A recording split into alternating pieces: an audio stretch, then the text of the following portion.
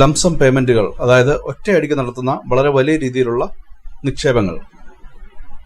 സാധാരണഗതിയിൽ നമ്മൾ ചെയ്യാറുള്ളത് ഒരു പക്ഷേ റിട്ടയർമെന്റ് ഫണ്ട് കിട്ടുമ്പോൾ അല്ലെങ്കിൽ എന്തെങ്കിലും പ്രോപ്പർട്ടി ഡിസ്പോസ് ചെയ്യുമ്പോൾ കിട്ടുന്ന പണം, ആ പണം നമ്മൾ സ്റ്റോക്ക് മാർക്കറ്റിലേക്ക് കൊണ്ടുവരുമ്പോൾ ഒറ്റയടിക്ക് നിക്ഷേപിക്കേണ്ട ഒരു സാഹചര്യം ചിലപ്പോഴൊക്കെ സംഭവിച്ചേക്കാം.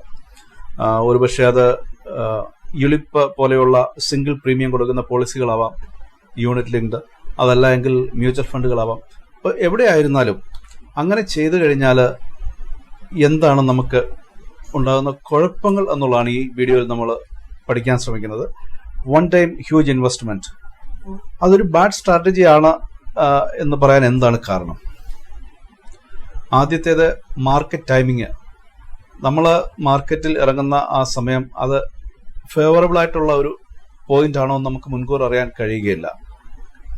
പ്രധാനപ്പെട്ട വിഷയങ്ങൾ, മാർക്കറ്റ് എന്ന് പറയുന്നത് അൺപ്രഡിക്റ്റബിൾ ആണ്. ഇതാർക്കും പ്രവചിക്കാൻ കഴിയില്ല.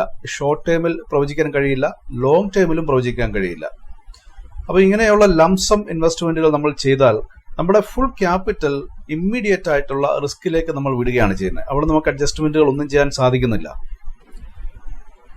ഇൻവെസ്റ്റ് ചെയ്തതിന് ശേഷം തന്നെ ഉടനെ തന്നെ വേണമെങ്കിൽ മാർക്കറ്റ് താഴേക്ക് പോകാം. ഇനി അതല്ല, നമ്മളൊരു 10 വർഷത്തേക്ക് അല്ലെങ്കിൽ 15 വർഷത്തേക്കാണ് നമ്മൾ ഇൻവെസ്റ്റ് ചെയ്യുന്നത് എങ്കിൽ പോലും ആ 15ാമത്തെ വർഷം നമ്മളിത് എടുക്കുന്നതിന് മുമ്പ് വേണമെങ്കിലും ഈ മാർക്കറ്റ് എല്ലാം കൂടെ താഴെ പോകാം. മാർക്കറ്റിനെ ആരും താങ്ങി നിർത്തിയിട്ടില്ല. സോ ആ ഒരു റിസ്ക് നമ്മൾ ഒറ്റയടിക്ക് ഏറ്റെടുക്കുകയാണ് ചെയ്യുന്നത് ഇവിടെ ഇങ്ങനെ ചെയ്യുന്നതിലൂടെ. മറ്റുള്ള SIP പോലെയുള്ള സാഹചര്യങ്ങളിൽ നമുക്ക് ഒരു റുപ്പി കോസ്റ്റ് ആവറേജിങ് ചെയ്യാനുള്ള ഒരു അവസരം നമുക്ക് കിട്ടുന്നുണ്ട്. കാരണം നമ്മൾ ഓരോ മാസവും അല്ലെങ്കിൽ 3 മാസം കൂടുമ്പോഴൊക്കെ നമ്മൾ വാങ്ങുമ്പോൾ മാർക്കറ്റിലെ പ്രൈസ് കുറയുന്നതനുസരിച്ച് നമുക്ക് കൂടുതൽ യൂണിറ്റുകൾ നമുക്ക് കിട്ടുന്നുണ്ട്. ആ ഒരു ബെനിഫിറ്റ് ഈ ഒരു സിംഗിൾ ഇൻവെസ്റ്റ്മെന്റ് സ്കീമിൽ നമുക്ക് കിട്ടുന്നില്ല. സോ വൊളാറ്റിലിറ്റി നമുക്ക് അഗെയിൻസ്റ്റ് ആണ്. നമുക്ക് വൊളാറ്റിലിറ്റിയെ പ്രൊട്ടക്ട് ചെയ്യാനുള്ള ഒരു ഫീച്ചർ നമ്മൾ ഈ ഒരു സ്കീമിൽ നമുക്ക് കിട്ടുന്നില്ല.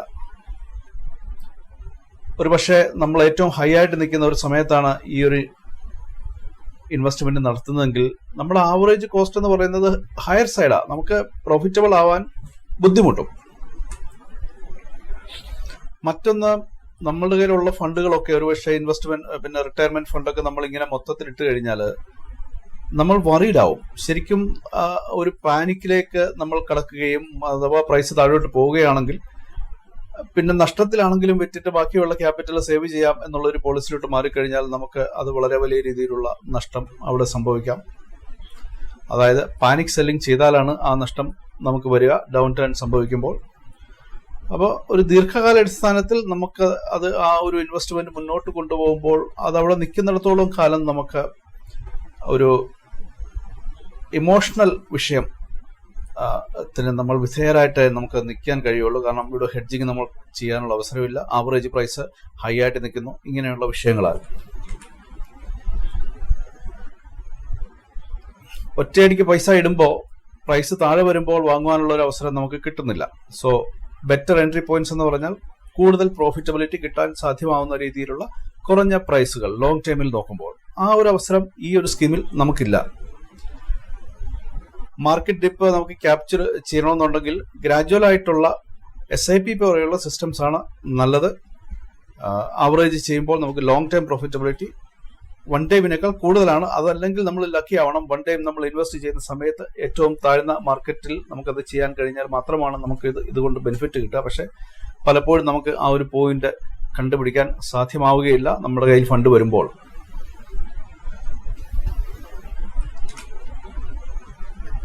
ലിക്വിഡിറ്റി ആൻഡ് ഓപ്പർച്യൂണിറ്റി കോസ്റ്റ്, നമ്മളിത് തിരിച്ചെടുക്കുന്ന കാര്യം ഒറ്റയടിക്ക് നമ്മൾ ഇട്ട് കഴിയുമ്പോൾ ഒരുപക്ഷെ ലോക്ക് ചെയ്ത ഫണ്ടിലാണ്, യുലിപ്പ് പോലെയുള്ളവ അല്ലെങ്കിൽ ഏതെങ്കിലും 3 വർഷത്തേക്കുള്ള ലോക്കിൻ പീരീഡ് ഉള്ള മറ്റു ഫണ്ടുകളൊക്കെ ആണെങ്കിൽ നമുക്ക് ഈ ഫണ്ട് മൊത്തത്തിൽ അവിടെ കിടക്കുകയും ചെയ്യും. ഈ ഫണ്ട് ഉപയോഗിച്ച് ഒരുപക്ഷെ ഇതിലും നല്ല ഏതെങ്കിലും ഇൻവെസ്റ്റ്മെന്റ് നമുക്ക് ചെയ്യാൻ കഴിയുമായിരുന്ന ആ ഒരു അവസരം നമുക്ക് നഷ്ടപ്പെടും. സോ ആ ഒരു ഓപ്പർച്യൂണിറ്റി കോസ്റ്റ് നമുക്കവിടെ വരും. ക്യാപിറ്റല് നമുക്ക് എടുക്കാൻ പറ്റാത്ത സാഹചര്യം, മാർക്കറ്റ് താഴെ പോകുമ്പോൾ വാങ്ങുവാൻ നമ്മുടെ കയ്യിൽ പണമില്ല, കാരണം നമ്മുടെ കയ്യിലുള്ള ഫണ്ട് മൊത്തം നമ്മൾ ഇൻവെസ്റ്റ് ചെയ്തു. ഇങ്ങനെയുള്ള മിസ്ഡ് ചാൻസസ് ഒക്കെയാണ് ഈ ഒരു വേ നമ്മൾ ചെയ്താൽ നമുക്ക് ഫേസ് ചെയ്യേണ്ടി വരിക. മറ്റൊന്ന് ഡൈവേഴ്സിഫിക്കേഷൻ ആണ്. അത് പ്രൈസുമായിട്ട് ബന്ധപ്പെട്ട ഡൈവേഴ്സിഫിക്കേഷൻ ഉണ്ട്. പ്രൈസ് കുറഞ്ഞ വിലയ്ക്ക് അല്ലെങ്കിൽ നമ്മൾ വാങ്ങിയതിനേക്കാളും കുറഞ്ഞ വിലയ്ക്കൊക്കെ വാങ്ങാനുള്ള അവസരങ്ങൾ നഷ്ടപ്പെടുന്നതോടൊപ്പം തന്നെ ഒറ്റ ഫണ്ടിലാണ് നമ്മൾ ഇടുന്നതെങ്കിൽ പല ഫണ്ടുകളിൽ ഡൈവേഴ്സിഫൈ ചെയ്ത് പോകാനുള്ള ഒരു അവസരവും നമുക്ക് ഈ ലംസം ചെയ്യുന്നതിലൂടെ നമുക്ക് നഷ്ടപ്പെടുന്നുണ്ട്.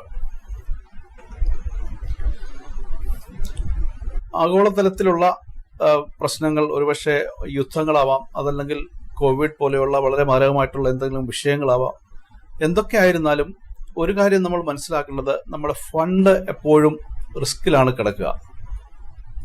ആ ഒരു റിസ്ക് നമ്മൾ ഒറ്റയടിക്ക് ചെയ്ത ഈ ഒരു ഫണ്ടിന് മൊത്തത്തിൽ ഒരുപോലെ ആപ്ലിക്കബിൾ ആണ്. മാർക്കറ്റ് വളരെ പെട്ടെന്ന് താഴെ പോയേക്കാം. അങ്ങനെ വന്നു കഴിഞ്ഞാൽ ഈ ഫണ്ട് മൊത്തം നമുക്ക് ഒരു ഇമോഷണൽ ആയിട്ടൊരു വിഷയത്തിന് കാരണമായിട്ട് നിൽക്കും. ആ ഒരൊറ്റ ഫണ്ടില് നമ്മുടെ എൻട്രി പോയിന്റ് ഒരൊറ്റ സിംഗിൾ എൻട്രി പോയിന്റ് ആണ്. ആ ഒരു എൻട്രി പോയിന്റ് അനുസരിച്ച് നമ്മുടെ റിസ്ക് മാനേജ്മെന്റ് ചെയ്യാൻ പറ്റാത്ത സാഹചര്യമായതുകൊണ്ട് തന്നെ നമ്മൾ ഹൈ റിസ്കിലാണ് നിൽക്കുക. നമുക്ക് സ്പ്രെഡ് ചെയ്തിട്ടില്ല, പല ലെവലിൽ നമ്മൾ ഡൈവേഴ്സിഫൈ ചെയ്യാത്തത് കൊണ്ട് ഒറ്റയടിക്ക് ചെയ്ത ഫണ്ടിലേക്ക് ഫുൾ റിസ്ക് വരികയാണ് ചെയ്യുക.